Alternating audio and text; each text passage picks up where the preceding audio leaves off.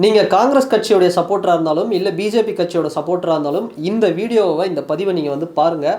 அப்படி ஒரு சென்சிட்டிவான ஒரு கான்ட்ரவர்சியான ஒரு விஷயம் வந்து இப்போ ரீசெண்டாக போயிட்டுருக்கு. என்ன அப்படின்னா, காங்கிரஸ் கட்சி அமல்படுத்தப்பட்ட, அதாவது முன்னாடி பிரைம் மினிஸ்டராக இருந்த இந்திரா காந்தி அவர்கள் அமல்படுத்தப்பட்ட இந்த அவசர நிலை சட்டம் அப்படின்னு எமர்ஜென்சி பீரியட் அப்படின்னு சொல்லுவாங்க. இது வந்து இந்திய வரலாற்றில் ஒரு கருப்பு அத்தியாயம் அப்படின்னு யார் சொல்லியிருக்காங்கன்னா, காங்கிரஸ் கட்சியை சேர்ந்த எம்பி சசி தரூர் அவர்கள் வந்து தெரிவிச்சிருக்காரு. இப்போ ரீசெண்டாக அவர் வந்து ஒரு மலையாள நாளிதழுக்கு அவர் வந்து ஒரு பேட்டி கொடுத்துருக்கிறாரு. அதில் தான் இந்த கட்டுரையாக வந்து சொல்லியிருக்கிறாரு.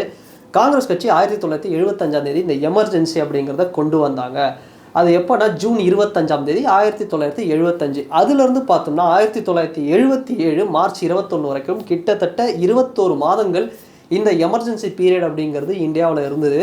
இதுதான் இந்திய வரலாற்றில் ஒரு கருப்பு அத்தியாயம், ஒரு இருண்ட காலம். இதில் வந்து மக்கள் பெரிதளவில் வந்து பாதிக்கப்பட்டாங்க அப்படின்னு வந்து சொல்கிறாரு. இது நீங்கள் நல்லா பாருங்கள், ஒன்றுமே இல்லை. இப்போ ஒரு பிஜேபி மாதிரியான ஒரு கட்சி இருக்குது, ஒரு பெரிய ஒரு பார்ட்டி.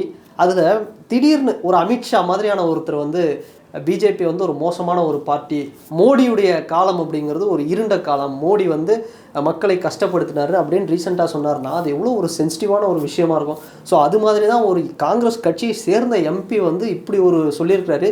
இதுக்கு பல தரப்பில் வந்து ஒரு விமர்சனங்கள் போயிட்டுருக்கு. ஆனால் இவர் எதன் அடிப்படையிலடா சொன்னார் அப்படின்னு வந்து ஒரு கேள்வி இருக்குல்ல. அது எப்படின்னு பார்த்தோம்னா, எம்பி சசி தரூர் அவர்கள் 1975 அந்த எமர்ஜென்சி டைமில் அவர் வந்து உயர்கல்விக்காக அமெரிக்காவில் வந்து இருக்கார். அப்போ அவர் இந்தியாவில் நடக்கிற இந்த அவல நிலைகள்லாம் வந்து பார்த்தாராம். இந்தியா வந்து எவ்வளோ மோசமாக வந்து இருந்தது அந்த டைமில், மக்கள் வந்து எப்படி பாதிக்கப்பட்டாங்க, மக்களுடைய ஒரு மனிதனின் தனி மனித அந்த சுதந்திரம் அப்படிங்கிறது எப்படி பறிக்கப்பட்டது, அதனால் வந்து காவல்துறை எப்படி பாதிக்கப்பட்டாங்க, நீதித்துறை எப்படி பாதிக்கப்பட்டாங்க, அப்புறம் இந்த மக்கள் அடித்தட்டு மக்கள் எப்படி பாதிக்கப்பட்டாங்க, ஜென்ரலாக ஓவராலாகவே வந்து இந்தியா ரொம்ப பாதிக்கப்பட்டு தான். யாராவது ஒரு வாய்ஸ் சொல்லணும் அப்படின்னா ஒரு சமூக ஆர்வலர்கள் வந்து கைது செய்யப்பட்டு உள்ளே போடப்பட்டாங்க. அப்புறம் எதிர்கட்சிகள் வந்து கேள்வி கேட்டாலே அவங்களையும் தூக்கி வந்து ஜெயிலில் வச்சுருவாங்க. இப்படிலாம் வந்து தண்டனை கடுமையாக வந்து இருந்தது. அப்புறம் டெல்லி போன்ற பகுதிகளில் வீடுகள் வந்து குடிசைகள்லாம் வந்து இடிக்கப்பட்டது. அதனால் வந்து மக்கள் வந்து ரொம்ப பாதிக்கப்பட்டாங்க. இந்தியாவின் 4வது தூண் அப்படின்னு சொல்லக்கூடிய செய்தி தொடர்பாளர்கள், பத்திரிகை துறையை சேர்ந்தவர்கள்லாம் பார்த்தோம்னா அவங்களும் வந்து கைது செய்யப்பட்டாங்க. அவங்களுக்கெல்லாம் கருத்து சுதந்திரம் அப்படிங்கிறதே இல்லை.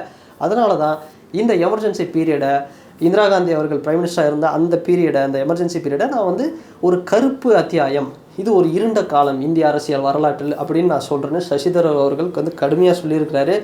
இது ரொம்பவே ஒரு சென்சிட்டிவான ஒரு விஷயந்தாங்க. உண்மையாக சொல்லணும் அப்படின்னா இதுக்காக அவருக்கு பல விமர்சனங்கள் வந்து சொல்கிறாங்க.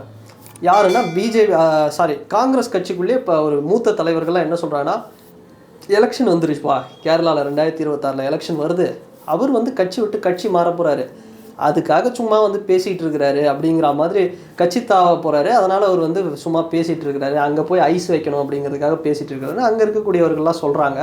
ஸோ காங்கிரஸ்க்கும் பார்த்தோம்னா ஒரு மிகப்பெரிய ஒரு பார்ட்டி தான் கேரளாவில். காங்கிரஸ் ஒரு பெரிய கட்சி. இன்னொரு பக்கம் எல்டிஎஃப் வந்து இப்போ ஆட்சியில் இருக்கிறாங்க. ஸோ எம்பி சசி தரூருக்கு அவர் வந்து ஒரு பெரிய ஒரு மாஸ் ஸ்டார் கேண்டிடேட் கேரளாவில் அப்படின்னு சொல்லலாம். ஸோ எம்பி சசி தரூர் பார்த்தோம்னா அண்மை காலமாக பிரதமர் மோடி அவர்களை பற்றி புகழ்ந்து கட்டுரை எழுதினார். பிஜேபியை வந்து ப்ரைஸ் பண்ணிட்டு இருந்தார். மோடி மாதிரி ஒரு சுறுசுறுப்பானவர் வந்து கிடையாது, இப்படி மாதிரிலாம் பேசிகிட்டு இருந்தார். அவர் இதெல்லாம் எதுக்கு பிளான் பண்ணி பேசுகிறாரு அப்படின்னா, இன்னொன்று காங்கிரஸ் கட்சி நீங்கள் வந்து மோடி அவர்களுடைய இந்த ஆப்ரேஷன் சிந்தூரில் போயிட்டு நீங்கள் வந்து பார்ட்டிசிபேட் பண்ணாதீங்க அப்படின்னு சொல்லியும் இவர் அந்த பேச்சை கேட்காம போனார். அப்போவே எங்களுக்கு தெரிஞ்சு போச்சு இவர் வந்து எப்படியாவது என்றைக்காவது ஒரு நாள் பிஜேபிக்கு போயிடுவார் அப்படிங்கிற மாதிரி காங்கிரஸில் இருக்கக்கூடிய தலைவர்கள் சொல்லிட்டு இருக்கிறாங்க. அதோட இப்போ எலெக்ஷனில் என்ன பிரச்சனை அப்படின்னா, 2026 காங்கிரஸில் முதல்வர் அந்த வேட்பாளர் யார், சிஎம் யார் அப்படிங்கிற ஒரு விஷயம் போயிட்டுருக்கு. அதுக்காகவும் சசி தரூர் வந்து ஒரு ப்ரெஷர் பண்ணிகிட்டு இருக்காரு. ஆனால் அவருக்கு தொடர்ந்து மறுக்கப்பட்டுக்கிட்டே இருக்கிறதுனால அவர் வந்து அவருடைய வன்மத்தை வந்து, அவருடைய கோபத்தை வந்து இப்படி வெளிப்படுத்துகிறாரு, பிஜேபிக்கு சப்போர்ட் பண்ணுற மாதிரி. ஃபஸ்ட்டு அவர் எந்த டீம் அப்படிங்கிற மாதிரி கேரள காங்கிரஸ் தலைவர் முரளிதரன் அப்படிங்கிறவர் வந்து ஒரு விமர்சனத்தை கடுமையாக வச்சிருக்காரு. ஃபஸ்ட்டு நீங்கள் எந்த டீம் அதை சொல்லுங்கள், நீங்கள் பிஜேபியா காங்கிரஸ் அப்படிங்கிற மாதிரி ஒரு விமர்சனத்தை சொல்லியிருக்காங்க.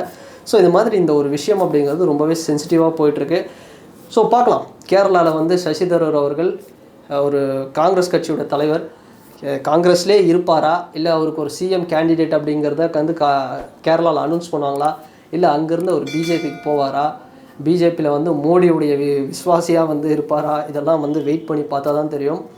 உண்மையாக வந்து ஒரு சென்சிட்டிவான டாபிக் அப்படின்னு தாங்க சொல்லணும். என்னதான் இருந்தாலும் இப்படி வந்து ஒரு தலைவர் வந்து சொல்லக்கூடாது. இது மாதிரி வந்து எனக்கு தெரிஞ்சு இது மாதிரிலாம் நடந்திருக்கா அரசியலில் வரலாற்றை எடுத்து பார்த்தா தான் தெரியும். பட் ரீசெண்ட் டைம்ஸில், அதுவும் இல்லாமல் ரீசெண்ட் டைம்ஸில் வந்து பார்த்தோம்னா இந்தியா சூப்பராக இருக்குது, மக்களுக்கு அந்த பாதிப்பெல்லாம் எதுவும் இல்லாமல் இருக்குது அப்படின்னு பிஜேபியோட கவர்மெண்ட்டை புகழ்ந்து பேசியிருக்கிறாரு, ஓப்பனாக புகழ்ந்துருக்கிறாரு. ஸோ இதுவும் வந்து ஒரு நோட் பண்ண வேண்டிய ஒரு விஷயம். ஸோ இதெல்லாம் வச்சு பார்க்கும்போது கண்டிப்பாக இவர் பிஜேபிக்கு போக போகிறாரு அப்படிங்கிற மாதிரி தான் தெரியுது. சரி, உங்களுடைய கருத்துக்கள் என்ன அப்படிங்கிறது இந்த கமெண்ட் செக்ஷனில் மறக்காமல் பதிவிடுங்க. அண்ட் வேறு ஒரு வீடியோவில் வேறு ஒரு கான்டென்ட்டில் நான் உங்களை பார்க்குறேன். பாய்.